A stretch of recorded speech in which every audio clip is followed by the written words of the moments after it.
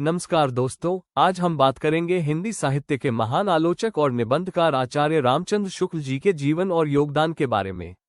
आचार्य रामचंद्र शुक्ल हिंदी साहित्य के प्रथम महान आलोचक, क्रिटिक, श्रेष्ठ निबंधकार और इतिहासकार थे।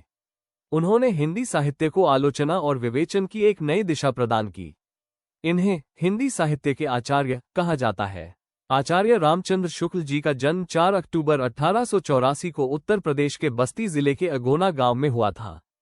उनके पिता का नाम चंद्रबल्ली शुक्ल था। शुक्ल जी का बचपन साधारण वातावरण में बीता, लेकिन उन्हें बचपन से ही अध्ययन और लेखन में रुचि थी। शुक्ल जी ने प्राथमिक शिक्षा गांव से प्राप्त की। उसके बाद उच्च शिक्षा इलाहाबाद विश्वविद्यालय से प्राप्त की। वे संस्कृत, हिंदी और अंग्रेजी के अच्छे विद्वान बने। रामचंद्र शुक्ल जी ने लेखन की शुरुआत निबंधों से की।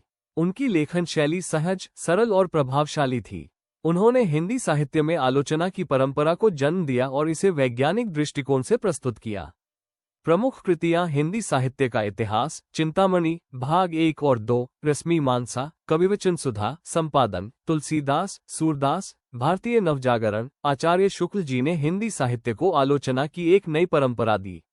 उन्होंने कवियों और रचनाओं का गहन अध्ययन करके पाठकों के सामने साहित्य का सच्चा स्वरूप रखा। उनकी कृति हिंदी साहित्य का इतिहास आज भी हिंदी साहित्य की अमूल्य धरोहर मानी जाती है।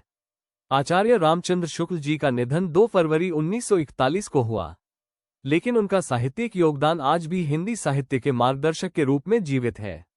दोस्तों, आचार्य रामचंद्र शुक्ल जी केवल आलोचक ही नहीं बल्कि हिंदी के महान चिंतक भी थे। उनका जीवन हमें साहित्य को गहराई से समझने और समाज के लिए उपयोगी बनाने की प्रेरणा देता है।